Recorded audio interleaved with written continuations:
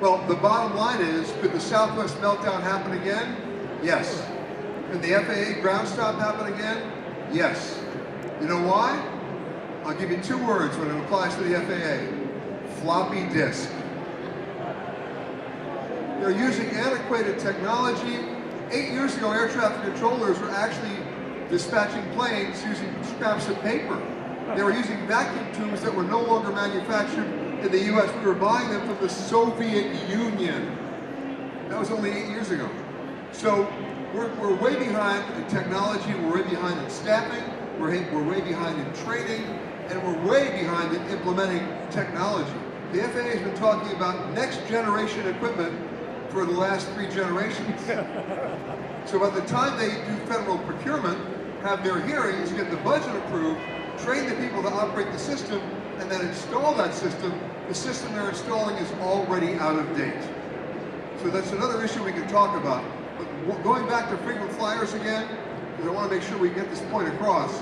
If you're sitting on miles today, you have a homework assignment from us. How many people here own an atlas? Not enough.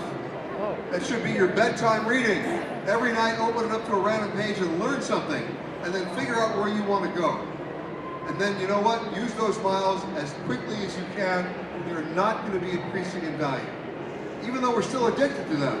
Now, something happened, by the way, during the pandemic. It may have applied to all of you. Let me see if I'm right. Of course, we all love to travel, right?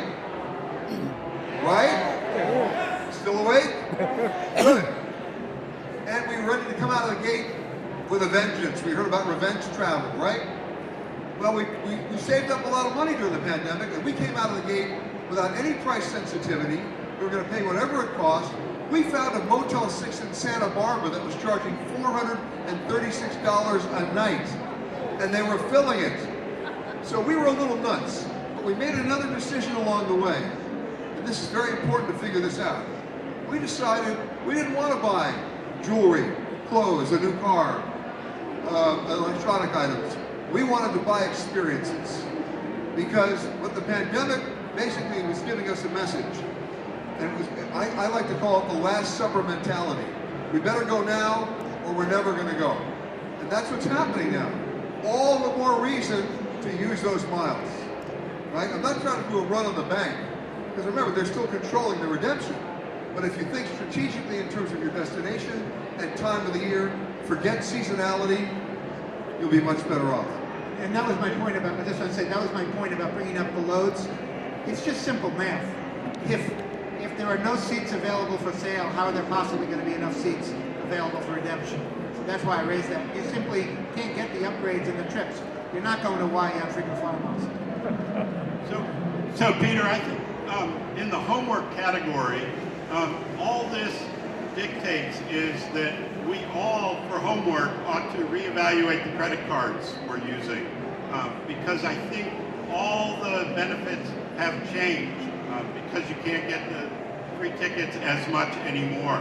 If you have an airline credit card, an airline branded credit card, if you don't have elite status, that card is valuable because you can get waived checked bag fees, you can get early boarding, great. If you do have status, you get those things already. You don't really need that credit card. Now, some of them now give you some benefit towards achieving status levels with the credit card, but that's a real mixed bag, so you have to look at that carefully. What's better than the airline credit card? In some cases, hotel credit cards, although they're suffering now from the same affliction of declining value of the points, right? That it takes more and more points to get a room at Marriott or Hilton or wherever. And a lot of them are doing away with their reward charts.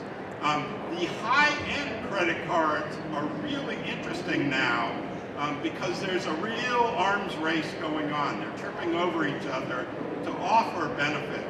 So the card may cost you $450, but you may get a $300 travel credit. You may get a